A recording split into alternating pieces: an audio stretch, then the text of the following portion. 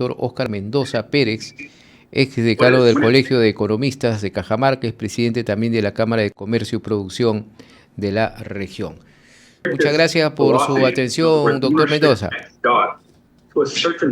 Buenos días, don Lisandro, qué gusto saludarlo. Queríamos consultarle, doctor Óscar Mendoza, un primer diagnóstico de la situación que se está dando en la actualidad o de que se tiene en Cajamarca, la situación de empleo y cuáles serían los sectores más afectados ahora a propósito que se están dando los índices tanto por parte del Ministerio de Economía y Finanzas, lo ha dicho recientemente, los alcances que se tendría para el presente año y también del Banco Central de Reserva. ¿Cuál es la situación en Cajamarca, doctor? Bien, muchísimas gracias por la pregunta, porque cuando hablamos de empleo, tanto en Perú y especialmente en el caso de Cajamarca, los departamentos de sierra, tenemos que hacer una distinción entre formalidad del empleo y la informalidad del empleo.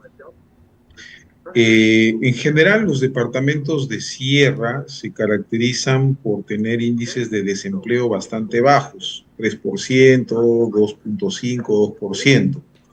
Esa es la característica también de Cajamarca y que se mantiene por algunos años, sobre todo considerando que ahorita estamos en una etapa donde hay actividad agrícola importante. Sin embargo, en la estructura de empleo de Cajamarca, el empleo formal es muy poco. O sea, el empleo formal, si bien se recuperó después de la pandemia, pero pasa ligeramente el 10% de la población económicamente activa, considerando que tenemos una población laboral que se estima alrededor de los 750,000 trabajadores, ¿correcto? Entonces, esos 750,000 trabajadores, aproximadamente entre el 10 y el 11% están en empleo formal. ¿Qué significa empleo formal? Que tienen acceso a seguridad social y que tienen acceso a seguridad pensionaria, es decir, acceden a un sistema de pensiones. El resto del grupo laboral en Cajamarca, es decir, casi el 90% está en una situación de informalidad. Esto, obviamente, considerando los estándares a los cuales se ha suscrito el país, que son los estándares de la Organización Internacional del Trabajo. Entonces, el gran problema de Cajamarca es justamente el empleo informal, y ese empleo informal tiene una estructura muy caracterizada. 6 de cada 10 personas que están en el sector informal están en el sector agrícola. Y evidentemente el sector agrícola, por la característica de minifundio, por la característica de no ser una actividad formalizada, principalmente el empleo que se genera es un empleo no formal. A pesar de que Cajamarca tiene un alto índice de acceso a la seguridad del tema de salud, por lo que corresponde al SIS, o sea, casi abarca todo el empleo informal, tiene acceso a la seguridad a través del SIS, más no tiene acceso a una pensión, que sería la otra característica. Entonces, esto es un problema estructural, no solamente de Cajamarca, es un problema estructural del país. O sea, en el país estamos hablando entre 6 o 7 de cada 10 trabajadores están en situación de informalidad. ¿Qué explica esta situación de informalidad? Fundamentalmente rigidez en el mercado laboral. Si tú te das cuenta, en el 10%, en el caso de Cajamarca, existen un montón de regímenes tributarios. Está el de régimen de actividad privada, pero dentro de la actividad pública, que es casi la mitad del empleo formal, existen un montón de regímenes, cada uno establece distintos requisitos, lo cual hace muy difícil incentivar para acceder al sector formal. Entonces, esa es un poco la situación, no ha variado mucho, he tenido la oportunidad el año pasado de actualizar estudios sobre formal e informal en Cajamarca, y no cambia mucho la estructura, por más que haga el gobierno, pueden bailar vals, pueden bailar salsa, nuestros políticos, pero no va a cambiar porque ese es un problema estructural que requiere reformas laborales más profundas que no se han encarado ni se quieren encarar por el Congreso actual y tampoco se quiso encarar por los congresos anteriores. Y esa es la razón que explica esta alta situación de informalidad, ¿no? Ahora, doctor, entonces no estamos avanzando en la formalización, por ejemplo, del empleo, ¿no? Porque, como usted bien lo ha explicado, esto implica pues una serie de beneficios que se da en la formalidad, ¿no? Tener a un trabajador mayor asegurado en lo que es salud también, y también en sus beneficios económicos, ¿no? Una buena pensión, la CTS, gratificaciones. Correcto. Eso no se ha avanzado mucho, ¿no? Lo que se ha generado, por ejemplo, cuando se cambió la ley agraria hace 2 años, 2 años y medio, si no me equivoco, se endureció más el tema agrícola y en el caso de Cajamarca impactó a las pequeñas y medianas empresas agrícolas que cesaron los empleos, pues, ¿no? Que se estaban generando.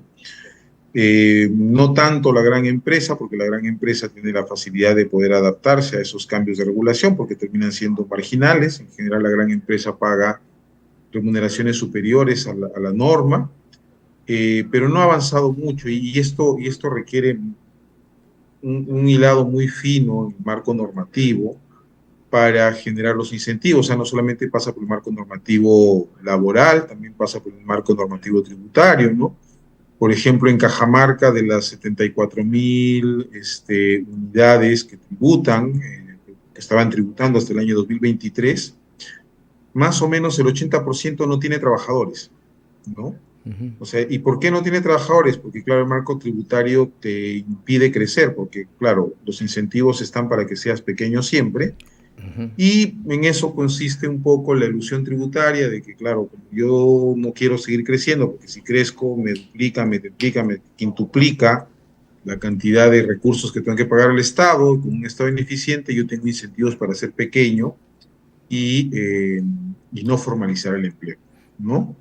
Entonces, estos son temas que se tienen que trabajar mucho. No hay estudios profundos sobre los incentivos que existen para mantener la informalidad, pero por lo menos los trabajos teóricos indican que el marco laboral en el Perú es muy exigente, Son altos, mejor existe dicho, mucha normatividad altos los costos y para la formalización, ¿no? no tanto los costos de la formalización, yo creo que son los costos de transacción de mantenerse formal, porque uno va a la SUNAT, no te cuesta nada, ahora se ha simplificado las municipalidades, o sea, no es un tema de acceso a la formalidad, es un tema de mantenerse en la formalidad, ¿no? El ya estar formal implica tener un trabajo más fino con la contabilidad para poder tomar declaraciones por ejemplo, se ha limitado mucho los beneficios que tiene la propia SUNAT de poder acumular los registros que vas declarando y simplificar las declaraciones. O sea, no necesitarías incurrir en costos de contador para una microempresa o para una pequeña empresa. Pero esos incentivos no se trabajan, no se educa y se sigue manteniendo, más bien el costo de mantenerse formal es muy alto. El año pasado, unos estudiantes de la Universidad Nacional de Cajamarca hicieron un trabajo muy interesante en el tema de licencias. No está por el lado de acceso, está por el lado de mantenimiento, porque ya una vez que estás en la licencia te caen las fiscalizaciones, te cae SUNAT, te cae todo el mundo. O sea, una vez que eres formal te cae todo el mundo. Claro. Si no apareces en las bases de datos, no te cae nadie. Entonces, me es más tranquilo no aparecer, si te dan cuenta, ¿no? Y ahí plantea un montón de retos hacia la SUNAT, hacia la SUNAFIL, hacia el mismo municipalidades, de cómo hacemos que mantenerse formal sea atractivo y sea negocio. Eso es muy Y importante ahora, para las micro y pequeñas importante, empresas, claro. ¿no? Y ahora, doctor, ¿cómo afecta esto a la economía en sí, en la región? Por ejemplo, cuando hay mucha informalidad. Por ejemplo, usted ha mencionado el sector agrícola, pero también, por ejemplo, ahora hablando de Cajamarca, pues no, en estas épocas que ha venido de los carnavales donde hay mucha gente que va a visitar la región, no encuentra, por ejemplo, y corre el riesgo de estar, por ejemplo, en empresas informales que pueden estafar y todo, y eso también no contribuye al movimiento económico, ¿no? Sí, esa es una excelente pregunta porque justo, como le mencioné, el año pasado terminé de hacer unos estudios y en realidad lo que existen son economías paralelas. O sea, cuando hablamos de la economía, tenemos que hablar de la economía en general, que somos los ciudadanos, las empresas, estemos en el sector formal o informal. Y lo que sucede en Cajamarca son dos economías paralelas, ¿sí? Una economía formal que está vinculado fundamentalmente con la gran empresa, con la mediana empresa, que está articulada vía cadena de abastecimiento y por lo tanto tienen que mantenerse en la formalidad porque la gran mayoría de grandes empresas responde a principios vinculantes que no se pueden salir de la ley y esto arrastra su cadena de abastecimiento. Pero esto en Cajamarca abarca un grupo muy pequeño de empresas. Estamos hablando de las 74.000 empresas, probablemente unas 2.000 empresas estarán en esta condición. Las otras están en un tema intermedio, es decir, entre la formalidad y la informalidad. Soy formal para el tema empresarial, pero soy informal para el tema laboral. Y lamentablemente esa situación de informalidad en el tema laboral me arrastra a 9 de cada 10 personas en Cajamarca. Y lo curioso es que ambas caminan en paralelo y no se afectan entre sí, ¿no? Eh, Todos los temas de convulsiones, de riesgo social que genera paralización en el sector formal, afecta al sector formal. Pero el sector informal está afecto a otros riesgos, como por ejemplo exceso de lluvias, corte de carreteras, pero son economías que se manejan en paralelo, cada una tiene un ritmo distinto. Es más, la economía informal en Cajamarca tiene una tasa sostenida de crecimiento. Y esa tasa sostenida de crecimiento explica por qué se mantiene esa situación. Porque si estuvieran perdiendo, evidentemente no les convendría ser informales. El tema es que la situación y las condiciones como se diseñan las reglas de juego en nuestra economía hace que eso sea atractivo. Y lo hemos visto, como usted lo mencionaba, en el carnaval, o sea, muchos negocios informales que la gente ha hecho negocios, claro, hay riesgo de estafa, hay riesgos involucrados, pero al final de cuentas, en el balance, el incentivo de permanecer formal y el incentivo de un consumidor de entrar en un negocio como un informal, justamente es porque me omito otros costos que hacen más atractivos esas transacciones. Ujú. Y eso es lo que se mantiene en Cajamarca, también asumo que es lo que se mantiene en Perú. Hay además un par de economistas vinculados al Banco Interamericano de Desarrollo que han desarrollado una hipótesis teórica sobre este comportamiento, pero que requiere, como lo digo, de mayores estudios para hilar fino y mejorar los incentivos de una economía formal. Una economía formal permite crecimiento, una economía formal permite acumulación de capital humano. Si tú eres una empresa informal, va a ser muy difícil que captes capital humano específico y que te permita crecer, que te permita innovación.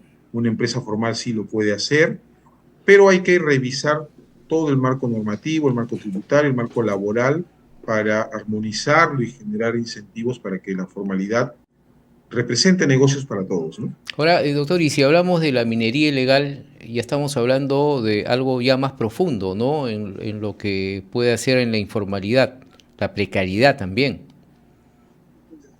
Así es. Mira, el caso de la minería informal tiene otras connotaciones mayores con otros delitos, ¿ya? La minería informal, especialmente en el Perú, está muy relacionada con el lavado de activos del narcotráfico, ¿ya? Y eso hay que ponerlo claro, decirlo claro. Y ese es el mecanismo con el cual el narcotráfico busca lavar recursos en el país y esa minería ilegal genera enclaves, digamos, economías sumergidas que tienen un funcionamiento específico y que buscan mantener su estado para favorecer el lavado de activos del narcotráfico. Y esa es una de las razones, si ustedes se dan cuenta, y vemos algunos de los congresistas que tienen una agenda pro minería ilegal, de mantener y sostener la situación, Ujú. ¿no? Entonces, aquí también se necesita un marco normativo conjunto. Es decir, no puedo decir minería ilegal, o sea, yo tengo que hablar de actividades ilegales, porque la minería ilegal está vinculada al narcotráfico, está vinculada al lavado de activos, está vinculada a trata de personas, está vinculada a sicariato. Entonces, el marco normativo debería buscar castigar el conjunto del delito para tener una intervención articulada como Estado y poder tener un mecanismo de defensa contra todo, no solamente con una actividad. Porque recordemos que la minería ilegal ha reemplazado otras actividades que tradicionalmente eran de lavado de activos. Por ejemplo, en los años 90, las compañías aéreas eran un mecanismo de lavar activos.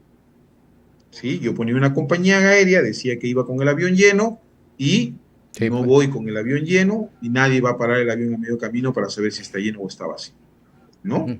Eso fue reemplazado después por universidades y colegios Eso ha sido reemplazado después por grifos y ahora está articulada la minería legal como ilegal como un mecanismo para hacer el lavado de activos.